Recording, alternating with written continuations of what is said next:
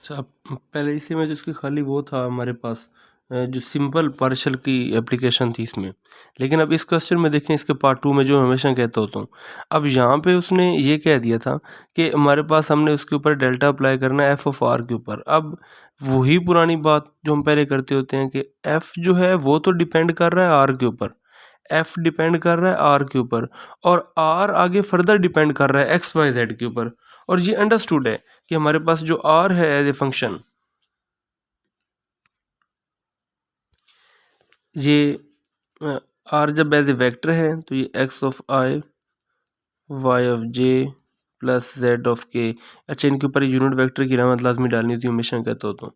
अब ये आपने लाजमी यहाँ सार लगाना। दूसरी बात ये है कि जब ये सिंपल आर वेक्टर है तो ये इस फॉर्म में है, जब इसकी मैग्नीट्यूड है या खाली बोल्ड फॉर्म में आपकी लिखा होता है पेपर में आर है, तो फिर उससे मुराद सिर्फ ये है कि आपने इसके आई कंपोनेंट का स्केयर ले लिया, जे कंपोनेंट का स्केयर ले लिया और के कंपोनेंट का स्केयर लिया। ये बातें हम पहले एक लेक्चर में डिटेल में कर चुके हैं। अब सेम वही बात, इसको दोबारा फिर हमने सॉल्व किस तरह करना है कि इसके ऊपर हमने डेल्टा अप्लाई करना है एफ ऑफ आर के ऊपर। अब यहाँ पे ये याद रखना है कि डेल्टा तो हम हमेशा ये कहते होते हैं पार्शल और पार्शल एक्स आई, पार्शल और पार्शल वाई जे प्लस पार्शल और पार्शल जेड के, इसकी इक्वल होता है यहाँ पे।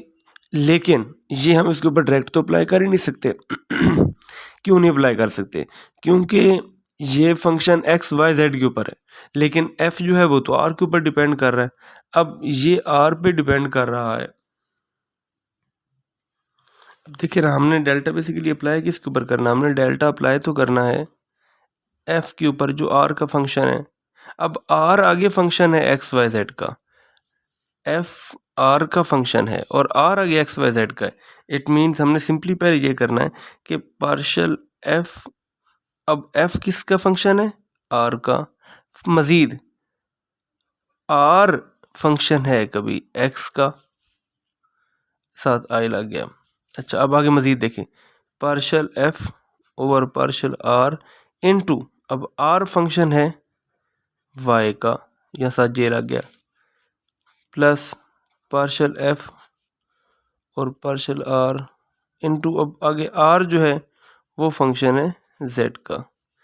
हमारे पास इसकी जनरल फॉर्म पहले ये लाजमी लिखनी है पेपर में। जब अब डायरेक्ट करते हैं तो वो फिर उसके नंबर नहीं देते होते। ये छोटे स्टेप्स हैं जिनको हमें काउंट करना ही करना पड़ता है। अब आगे आर क्या है?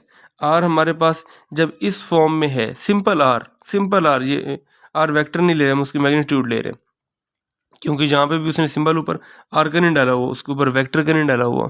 अब ये तो पहले सब में से कॉमन ले लेना, पार्शल एफ और पार्शल आर, पार्शल एफ और पार्शल आर, पार्शल एफ और पार्शल आर। इसको तो आपको पता है ना कि हम एफ प्राइम आर कह देते हैं। ये सब में से बाहर आ गया। अब पार्शल आर और पार्शल एक्स आई यहाँ पे अंदर रह गया। पार्शल, यहाँ मैं लिख देता हूँ एक दफ़ा, पार्शल आर और partial x i, partial r over partial y j, partial r over partial z k. अब इनमें से मैं एक कर देता हूँ, फिर बाकी सेम उस तरह ही हो रहेंगे। वैसे आप इसकी प्रैक्टिस ऑलरेडी इतनी कर चुके हैं कि इनमें आपको इशू नहीं है, लेकिन चलो फिर भी ज़रा। अब देखें ना, हमारे पास ये आर के ऊपर हमने यहाँ पे मैं करता हूँ इसके पार्शल और पार्शल एक्स।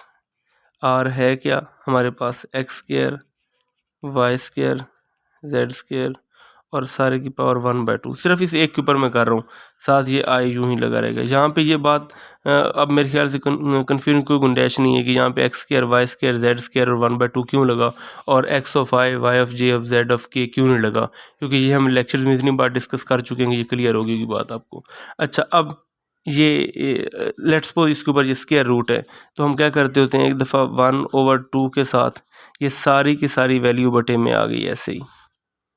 इसके डिनोमिनेटर के अंदर यहाँ पे लिख दिया इसको हमने। अब ऊपर क्या रह गया? ऊपर ये रह गया x square, Y square, Z square का हमने एक्स के अकॉर्डिंग पार्शियल डेरिवेटिव लेना है।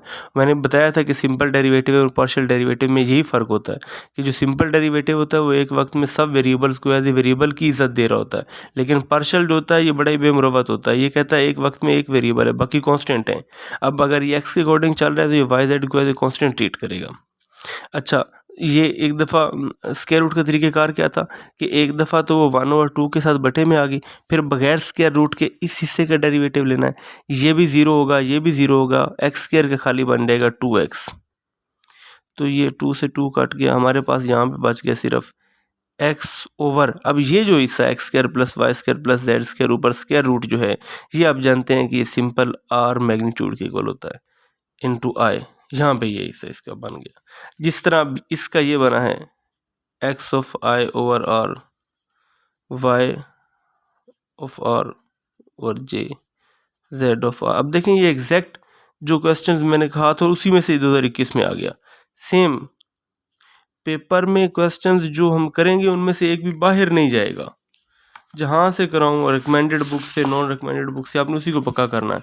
अच्छा, अब हमारे पास सिंपली यहाँ पे क्या हिस्सा आ गया, या इन सब में से 1/r भी कॉमन आ गया। इन सब में से 1/r कॉमन आ गया। अंदर क्या रह गया, अंदर रह गया x of i, y of j, z of k। ये बार बार बताता हूँ, ऊपर यूनिट वेक्टर की रामत अक्सर औकात मैं भूल जाता हूँ, आप लोगों ने नहीं भूलनी होती है, गलती हो जाती है, वरना इसके नंबर कटते हैं बकायदा। अब ये हमारे पास क्या है, R vector, F prime R over R into R vector आ गया। तो यही हमने प्रूव करना था।